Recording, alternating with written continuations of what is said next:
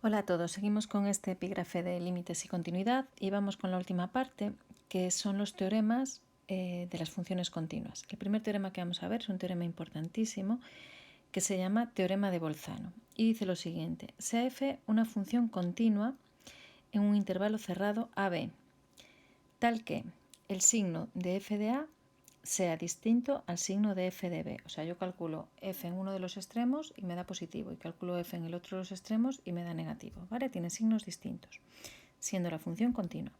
Entonces, se va a verificar que existe un valor c en ese intervalo tal que f de c sea 0. Lo vemos aquí escrito matemáticamente y abreviadamente, ¿vale? Tenemos f una función continua en un intervalo cerrado, el signo de f de A distinto del signo de f de B. Tenemos aquí la interpretación geométrica, ¿veis? Tengo aquí una función continua en el intervalo AB, f de A es positivo, f de B es negativo y la función es continua. Entonces, si la función es continua, obligatoriamente tiene que existir un punto C en el que corte al eje. Ese punto C en el que corta el eje, pues lógicamente f de C vale 0. O sea, la interpretación geométrica se ve clarísima. Si yo tengo una función que en el punto A toma un signo y en el punto B toma otro signo diferente y es continua, o sea, yo para pasar de este primer punto que pinté a este segundo punto no puedo levantar el lápiz, me ponga como me ponga, tengo que cortar el eje en algún momento, por lo menos en un punto. Podría cortarlo en más de uno, mi función podría hacer así. Pero lo que está claro es que en algún momento, como mínimo en un caso, voy a pasar por el eje. Va a haber por lo menos un C en el que f de c valga 0. Este teorema es súper útil. Ahora vamos a ver casos en concreto en los que vamos a utilizar ese teorema. Bien, veamos entonces aquí un par de ejemplos en los que utilizar el teorema de Bolzano nos va a resolver muchos problemas. Dice, se puede afirmar que la función x cubo más x cuadrado menos 7x más 1 corta al eje de abscisas, o sea, el eje x, en al menos un punto en el intervalo 0, 1. Es decir, me están pidiendo si para esa función existe ese c tal que f de c valga 0, o sea, si la consecuencia del teorema de Bolzano se cumple. Entonces, yo para poder asegurar que esa consecuencia se cumple, tengo que comprobar que las hipótesis del teorema de Bolzano en este caso se cumplen. Es decir, tengo que comprobar primero que mi función sea continua. Eso es lo primero que tengo que comprobar. ¿Es continua mi función? Pues sí, porque es un polinomio. Así que la función es continua. F es continua. Bien, ¿qué más tengo que comprobar? Tengo que comprobar que el signo en f de A es distinto al signo de f de B. Bueno, en mi caso, el intervalo del que me hablan es el 0, 1. Bueno, entonces me voy a f de 0. Vamos a ver, f de 0, ¿cuánto vale? F de 0 valdría 1. F de 1 valdría 1 más 1 menos 7 más 1. 3 menos 7 menos 4. O sea, f de 0 es positivo, f de 1 es negativo. Las tres hipótesis del teorema de Bolzano son ciertas en mi caso. Mi función es continua en el 0, 1 cerrado, ¿vale? Porque es una función polinómica. Primera condición. Segunda condición, f de 0 tiene un signo. Segunda condición, f de 1 tiene otro. Entonces se cumplen todas las hipótesis, con lo cual yo puedo garantizar que existe un c perteneciente al intervalo abierto tal que f de c vale 0. Es decir, esta función sí corta al eje de abscisas. ¿De acuerdo? Ahora, una cosa muy importante que ocurre en el teorema de Bolzano y ocurre en cualquier otro teorema. En cualquier teorema tenemos siempre unas hipótesis, ¿vale? Unas hipótesis que en mi caso son estas, ser continua y el signo, ¿vale? Y luego tenemos una tesis, que es la consecuencia que se cumple si las hipótesis son ciertas, ¿vale? Entonces, si las hipótesis son ciertas, como me ocurrió en mi ejemplo, la tesis se cumple. Ahora, ¿qué ocurre si las hipótesis no son ciertas? Pues que alguna de las hipótesis no sea cierta, lo único que me dice es que yo no puedo estar segura de que la consecuencia se cumpla, ¿vale? Pero a lo mejor se cumple igualmente, ¿de acuerdo? O sea, si yo ahora compruebo si f es continua, si los signos son distintos y alguna de esas hipótesis me falla, yo lo que no puedo decir entonces seguro que no existe un c. No, lo que puedo decir es que no sé si existirá, no puedo asegurar que exista. ¿De acuerdo? Entonces vamos a ver la segunda pregunta que me hace, que me dice qué ocurre en el intervalo -1, 0.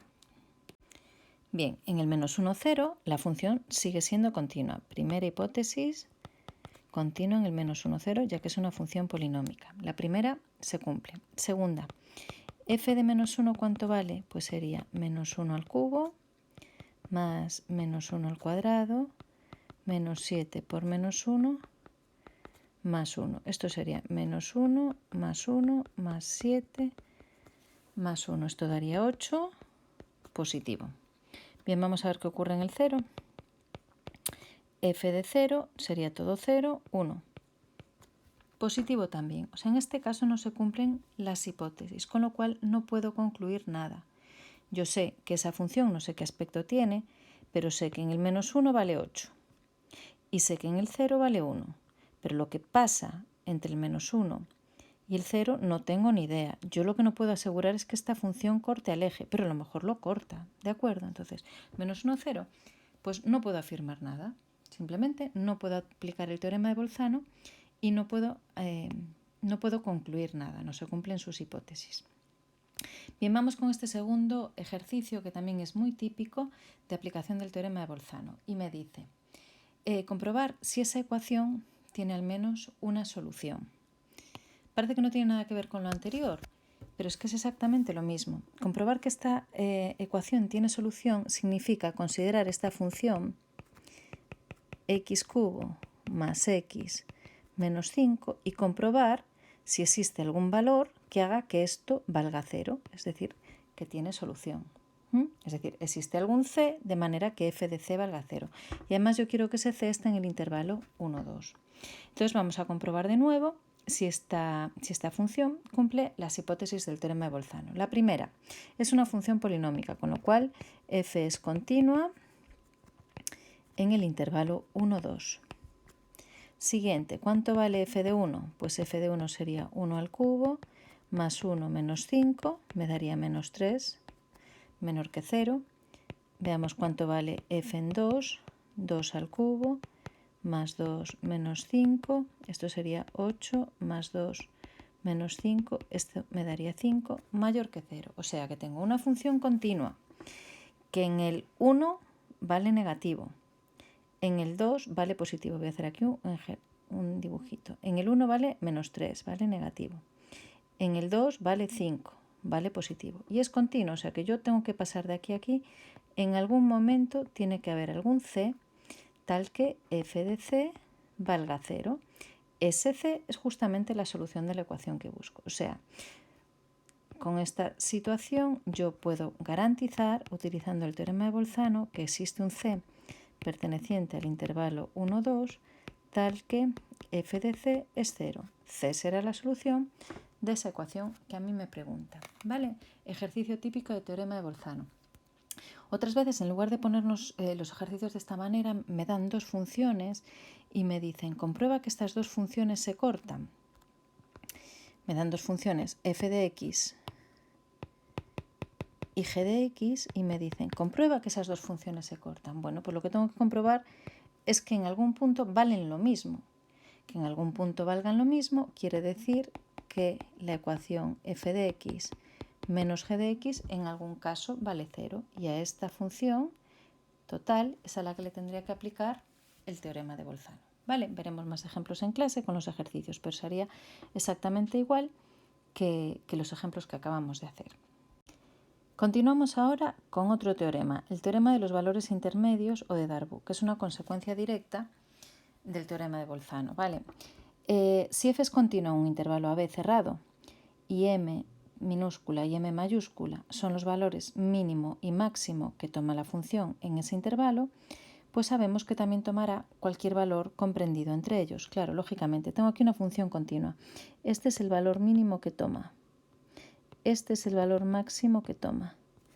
Vale, pues para pasar del máximo al mínimo de una forma continua, pues va a pasar por todos los valores que quedan en el medio. Entonces, si cojo un valor cualquiera entre el mínimo y el máximo, este K, va a existir un C tal que f de C es igual a K. Es el caso análogo a Bolzano. Lo que pasa es que antes en Bolzano, en lugar de tener un valor mínimo y un valor máximo, teníamos un valor negativo y teníamos un valor positivo y pasábamos por todos los valores intermedios, en concreto por el caso 0. ¿Vale?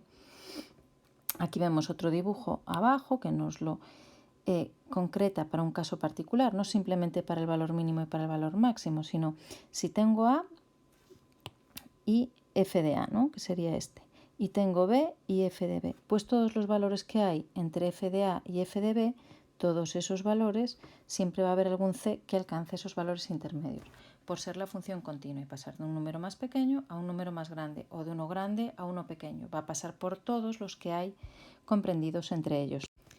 Por último, tenemos el teorema de Weierstrass, que dice que si f es una función continua en un intervalo cerrado a b, entonces esa función va a estar acotada, por lo que tendrá un máximo y un mínimo absoluto en ese intervalo. Claro, yo si tengo una función continua en un intervalo cerrado, como es este dibujo que tenemos aquí, ¿vale?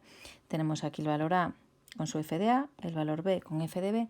Si mi función es continua, es que nunca se me va a ir a más infinito y a menos infinito, ¿vale? Si no, no sería continua en ese intervalo cerrado. Entonces, va a estar acotada. Si está acotada es que tiene un tope por arriba, ¿vale? De ahí no pasa, y tiene un tope por abajo, de aquí no pasa, o sea, alcanza un máximo y alcanza un mínimo.